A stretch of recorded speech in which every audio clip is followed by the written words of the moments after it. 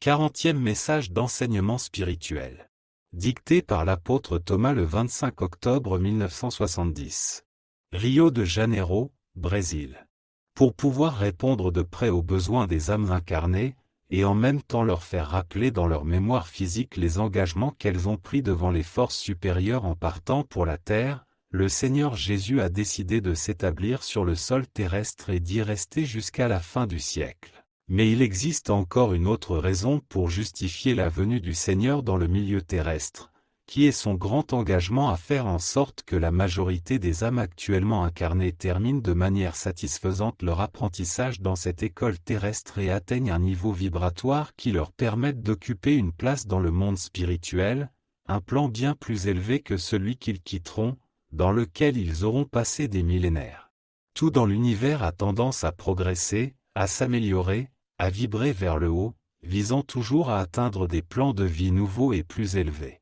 Les âmes humaines progressent, se réincarnant autant de fois que nécessaire à leur développement spirituel, un développement qui n'a pas de limite car infini comme la divinité elle-même. Les êtres du règne animal progressent depuis le plus petit d'entre eux, presque imperceptible aux yeux humains, jusqu'aux plus développés, jusqu'à un certain degré qui leur permet de quitter la Terre pour prendre forme humaine dans l'un des mondes inférieurs. Je ne parlerai pas ici des minéraux sauf pour constater qu'il y a des graduations dans ce royaume, où il y a aussi des progrès, beaucoup plus lents, il est vrai, mais ils existent et se vérifient selon la loi qui est la leur. Les composantes du règne végétal progressent également, à une échelle à laquelle tous ces éléments sont subordonnés, dans un progrès très lent mais accentué de millénaire en millénaire, dont vous pouvez tous prendre conscience dans le monde spirituel. Et si tout ce qui existe dans l'univers est destiné à accomplir une échelle de progrès, l'être humain,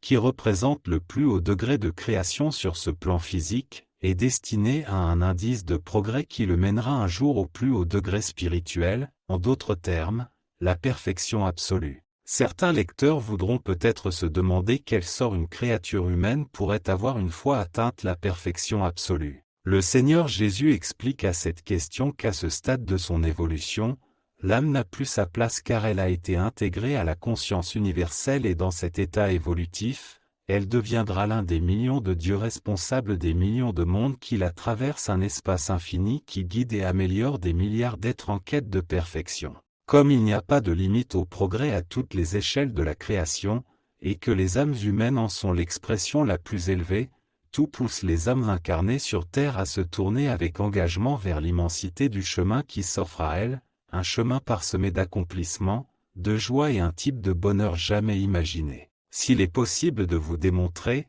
ne serait-ce que succinctement, la beauté qui vous attend tous dans votre vie future, dès la conclusion de votre apprentissage terrestre, je suis sûr que vous tous, chers lecteurs, lâcherez toutes les petites choses qui vous lient à la vie terrestre, et vous vous engagerez dans l'état de méditation, dans lequel vous recevrez de nombreux et beaux enseignements pour l'amélioration la plus rapide de votre esprit. Oui, chers lecteurs, le jour où vous déciderez de mettre en pratique les objectifs que vous avez tous définis en haut, qui étaient d'essayer d'acquérir dans la présente incarnation toutes les connaissances nécessaires pour compléter votre apprentissage terrestre. Le jour où vous le déciderez, mes très chers, vous pouvez compter sur l'illumination de vos âmes à tel point qu'à votre retour de la terre, vous recevrez des mains même du Seigneur Jésus cette belle récompense que le Seigneur réserve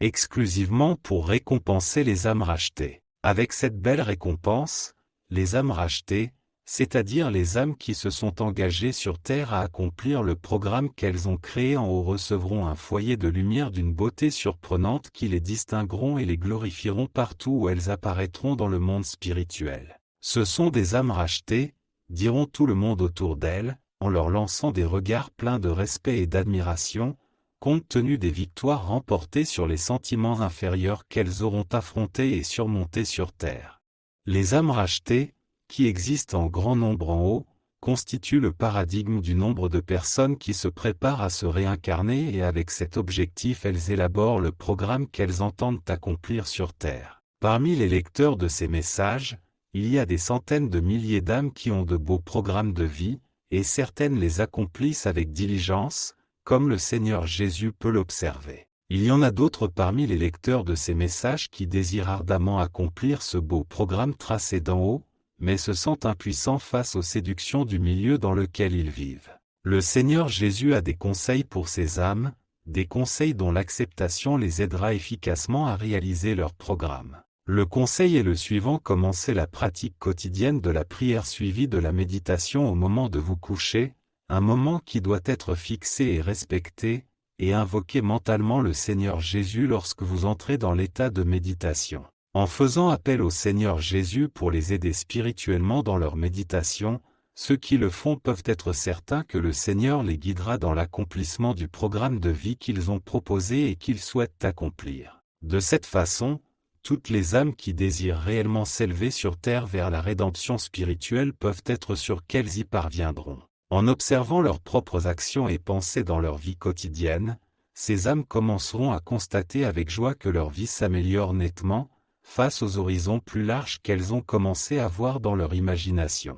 Ce phénomène reflète le développement de votre vision spirituelle des différents problèmes de la vie, qui déterminera votre cheminement sur le chemin lumineux de votre perfectionnement spirituel pour parvenir à votre propre rédemption. Le fait peut être expliqué très clairement par l'image terrestre suivante: des dizaines de jeunes sont inscrits dans une école particulière et ils doivent obtenir leur diplôme afin de pouvoir se consacrer à leur gagne-pain, si l'on peut dire. Si vous les regardez d'en haut, vous verrez que tous étudient, c'est vrai, mais il y en a certains dont l'engagement est visible dans leur dévouement à leur livre. À la fin de l'année scolaire, que se passe-t-il? Invariablement la chose suivante: les 2/3 ont eu assez de points pour passer, un 6e n'a pas réussi à passer et devra faire un 2e trimestre à cause de sa négligence ou de son insuffisance intellectuelle. Mais il restera toujours un 6e qui a suivi le programme de cours avec engagement et qui a obtenu la note la plus élevée, celle que vous appelez la distinction et l'éloge. Ces étudiants correspondent aux âmes qui sont revenues de la terre avec de telles conditions d'amélioration morale et une lumière spirituelle suffisante pour atteindre la rédemption spirituelle souhaitée en haut. Elles recevront alors des mains du Seigneur Jésus la belle récompense qu'elles ont méritée pour leur conduite morale et la pratique de la prière et de la méditation, qui sont devenues une lumière pour leur esprit. Ayant ainsi obtenu la rédemption spirituelle, ces âmes entrent automatiquement dans le service divin qui existe dans le monde spirituel, passant dans la catégorie désirée des serviteurs du Seigneur. Elles peuvent également être désignées pour retourner dans le milieu terrestre en tant que guides et protecteurs d'autres âmes incarnées, tâche dans laquelle elles obtiendront de nouvelles lumières et bénédictions pour leur diadème spirituel. S'il en est ainsi, chers lecteurs, si un si beau chemin s'offre à toutes les âmes incarnées pour qu'elles le suivent avec constance en vue de leur plus grand progrès, pourquoi se laisser séduire par les plaisirs éphémères du milieu terrestre, au lieu de s'efforcer d'obtenir cette marque collégiale de distinction et de louange tant désirée? C'est le conseil que le Seigneur Jésus donne à toutes les âmes incarnées au lieu d'attendre un siècle ou deux pour revenir sur terre afin d'obtenir votre diplôme. Engagez-vous dès maintenant à atteindre ce but élevé et retournez avec bonheur dans le monde des esprits en tant qu'âme rachetée. Le Seigneur est certain qu'un grand nombre d'âmes actuellement incarnées y parviendront compte tenu de l'engagement observé en haut à cet égard, mais le Seigneur Jésus veut exhorter tous, quel que soit leur âge d'incarnation, à faire des efforts dans ce sens, car le Seigneur veut offrir un grand nombre de récompenses à ceux qui s'efforceront de les mériter. Qu'on ne dise pas, d'ailleurs, que seules les âmes possédant un certain degré de culture terrestre pourront mériter la belle récompense des âmes rachetées. Absolument pas. Il y a un grand nombre d'âmes sur terre qui vivent dans d'humbles incarnations et qui ont déjà dans leurs archives spirituelles des mérites enviables, acquis et accumulés dans des incarnations antérieures. Leur venue sur ce chemin dans une situation moins prospère peut avoir été demandée par l'âme pour sa plus grande tranquillité d'esprit, à l'abri de la fortune ou d'une prospérité tentante. Ainsi, l'ascension vers un haut degré de rédemption spirituelle est à la portée d'âmes incarnées de différentes catégories sociales, puisque ce n'est pas la catégorie sociale qui identifie l'élévation d'une âme incarnée, mais uniquement sa catégorie spirituelle. Une fois de plus, il est clair que ce n'est pas le vêtement qui identifie les âmes, mais leur niveau d'avancement spirituel. Et il y a beaucoup d'âmes qui vivent sur terre parmi les créatures dites humbles qui ont été autrefois grandes et puissantes, à qui la providence divine a accordé la grâce de venir compléter leur apprentissage dans une condition de simplicité et d'humilité pour leur plus grande gloire. Tout dans l'univers tend à progresser, parce que toutes les choses de Dieu sont destinées à être grandes. En appelant à la méditation, le Seigneur Jésus vous guidera comme vous le souhaitez. Ma mission divine n'a pas de fin.